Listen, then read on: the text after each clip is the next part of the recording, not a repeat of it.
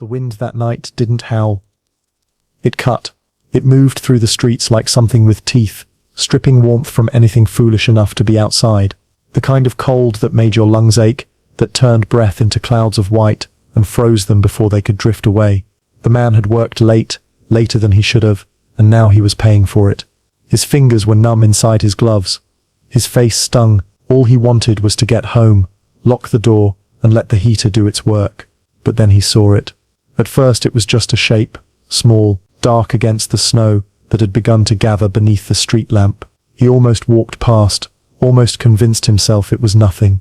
A plastic bag, a bundle of rags someone had tossed, but something made him stop. Maybe it was the stillness of it, the way it didn't move even when the wind picked up again. Or maybe it was something deeper, something he couldn't name. He turned back. The snow crunched under his boots as he approached, and then he saw the ears, small, pointed, tufted at the tips, the markings along the tiny body, spotted, wild, unmistakable. This wasn't a stray cat, this was something else entirely. A bobcat kitten, no bigger than his hand, curled tight against the cold. Its eyes were closed. Its breath, if it was breathing at all, was so faint he couldn't see it. The man crouched down, his knees protesting, and reached out with one gloved hand. The kitten didn't flinch, didn't move. It was already too far gone to be afraid.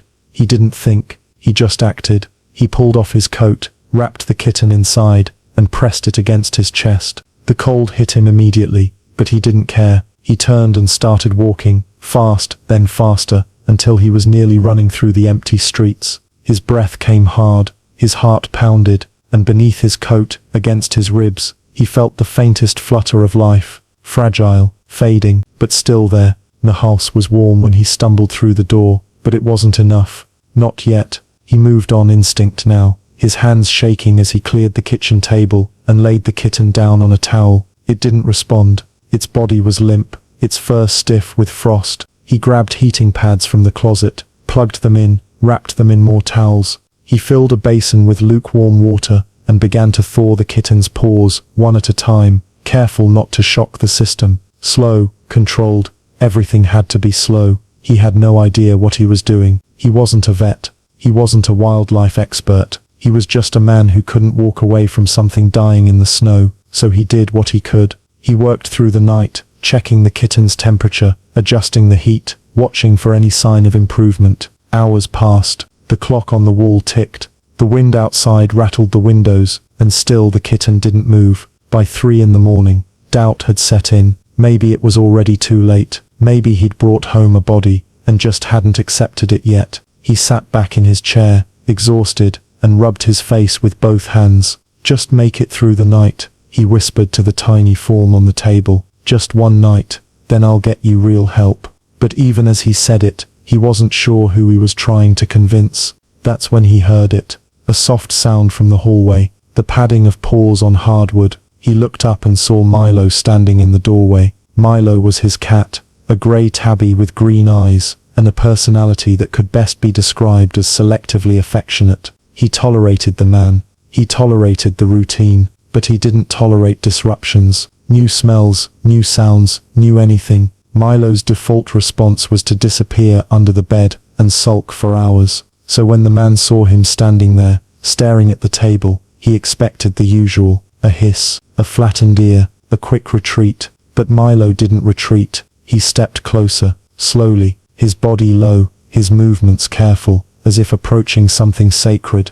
The man held his breath. Milo reached the edge of the table and stopped. He sniffed the air, then he sniffed the kitten. His whiskers twitched, his ears swiveled forward, and then, without hesitation, Milo hopped up onto the table and began to groom the bobcat's frozen ears. The man didn't move. He didn't dare. He just watched as Milo, who had never once groomed him, who barely tolerated being petted, licked the frost from the kitten's fur with the kind of tenderness he didn't know his cat possessed. Rough tongue, gentle strokes, over and over, as if he understood, as if he knew exactly what this small wild thing needed. Minutes passed, maybe 10, maybe more, and then the bobcat kitten stirred.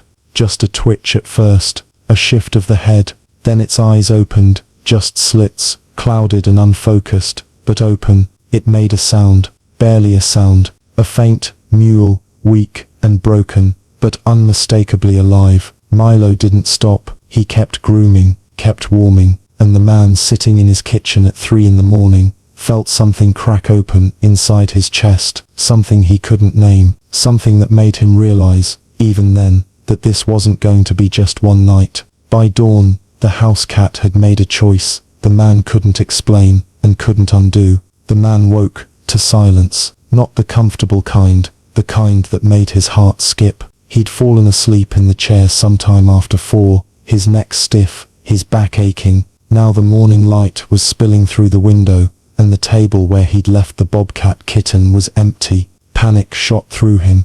He stood too fast, nearly tripping over his own feet. As he scanned the kitchen, nothing. He moved into the hallway, his pulse loud in his ears, and then he saw them, in the corner of the living room, curled together on Milo's old cushion, were the cat and the bobcat. Milo's body was wrapped protectively around the kitten, his chin resting on its back, his tail curved along its side. The bobcat's tiny chest rose and fell, steady now, stronger, and its paws twitched softly as if it were dreaming. The man stood there, frozen, watching the impossible scene in front of him. Milo's eyes opened slowly, met his, and then closed again, as if to say, "I've got this." Over the next days the man tried to convince himself it was temporary. He called wildlife centers, left messages, researched rehabilitation protocols, but every time he turned around, Milo was there, teaching, guarding, nurturing. He brought his toys to the bobcat's bed, dropping them gently beside its head. He meowed loudly whenever the kitten cried, as if translating its needs, and at night, he curled around it without fail, a living blanket of warmth and safety. The man tried separating them once. He placed the bobcat in a quiet room, with food, water, and soft bedding. Milo sat outside the door, and wailed, deep guttural cries that echoed through the house. Within an hour, the man gave up, and opened the door. Milo bolted inside, circled the kitten twice, then settled beside it with a look that could only be described as relief. The bobcat grew stronger. It started eating solid food, chewing with surprising focus. It learned to walk without wobbling, its legs steadying beneath it, and it began to play, pouncing on Milo's tail, batting at shadows, climbing furniture, with wild precision.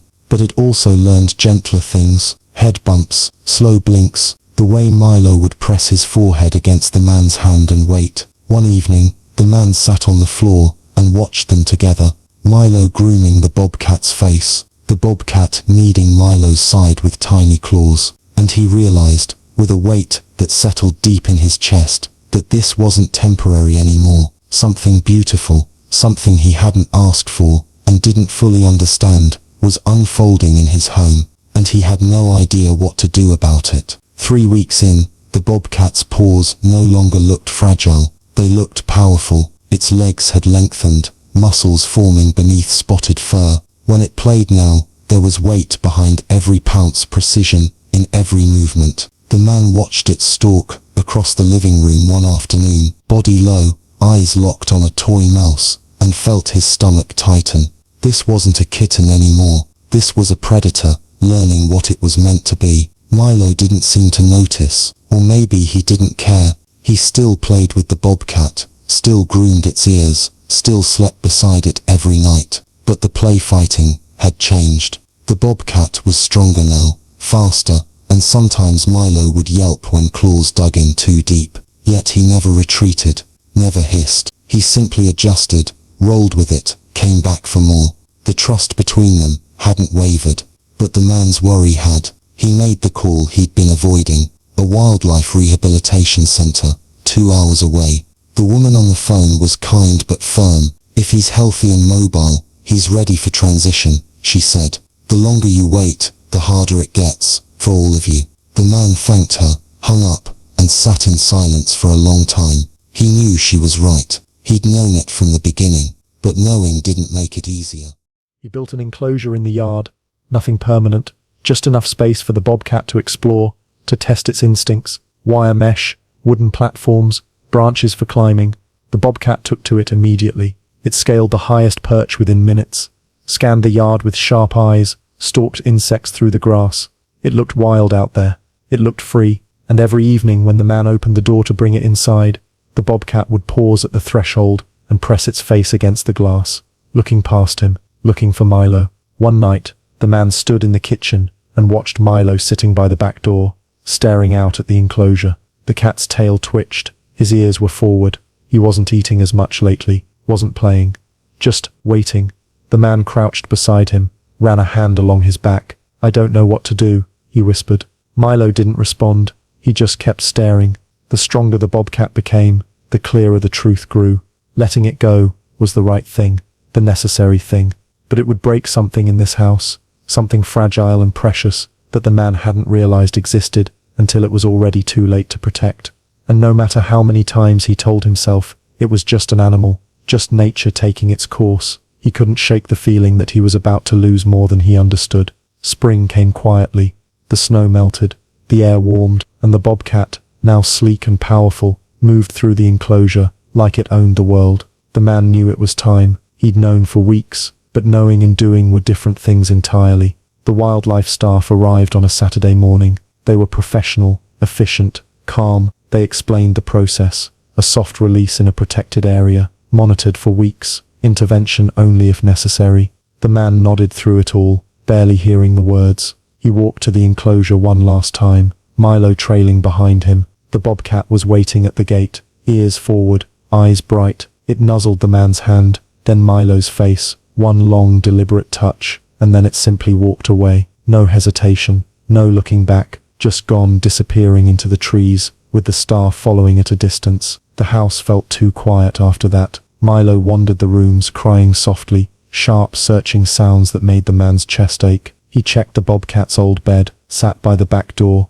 stopped eating. The man tried everything, new toys, extra attention, longer hours sitting beside him, but nothing worked. Milo was grieving, and so was he. Weeks passed. The man checked his trail camera obsessively, hoping for something, anything, and then one morning, he saw it, a single frame, time-stamped 2 nights prior. The bobcat standing at the edge of the woods, bigger now, healthier, unmistakably wild. Its eyes were fixed on the house, and in the audio file, faint but undeniable, 2 soft meows, responding to Milo's cries from the porch. The man's hands shook as he replayed it. Then he opened the back door. Milo was already there, standing on the porch, staring into the trees, and after a moment, the bobcat emerged. Not close, maybe 20 feet away, but close enough. It sat, watched. Milo stepped forward carefully, and the bobcat didn't retreat. They met halfway, touched noses for 3 seconds, maybe 4,